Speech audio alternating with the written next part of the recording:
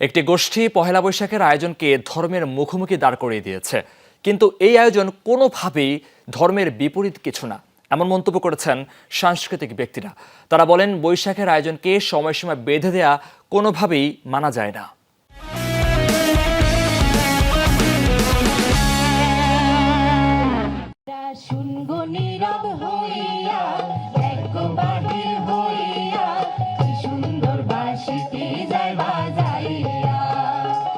বাঙালির উৎসব মানেই নাচ আর গান, জীবন আর উদযাপনের অন্যতম অনুষঙ্গ হিসেবে আবহমান কাল থেকেই বাঙালি এসবের চর্চা করে আসছে।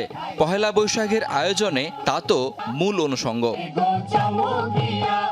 বছরের প্রথম দিনের শেষ বিকেলে তাই কেন্দ্রীয় শহীদ মিনার চত্বরে এমন আয়োজন সম্মিলিত সাংস্কৃতিক জোটের। উদ্বোধনী আলোচনায় সাংস্কৃতিক ব্যক্তিরা বলেন, সংস্কৃতিকে ধর্মের বিপরীতে দাঁড় করানোর সুযোগ নেই।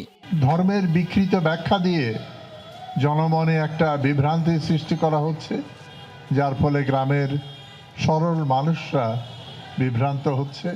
পহেলা বৈশাখের আয়োজনকে সময়সীমায় বেঁধে দেয়া ধর্মান্ধ গোষ্ঠীর কাছে নতিস্বীকার বলে মন্তব্য করেন সাংস্কৃতিক ব্যক্তিরা।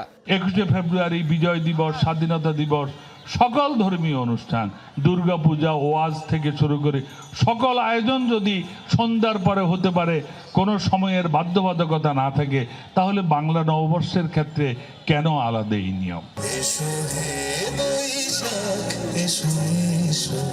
বৈশাখের শেষ বিকেলের আলোয় দর্শকরা উপভোগ করেছেন চিরায়ত বাংলার গান।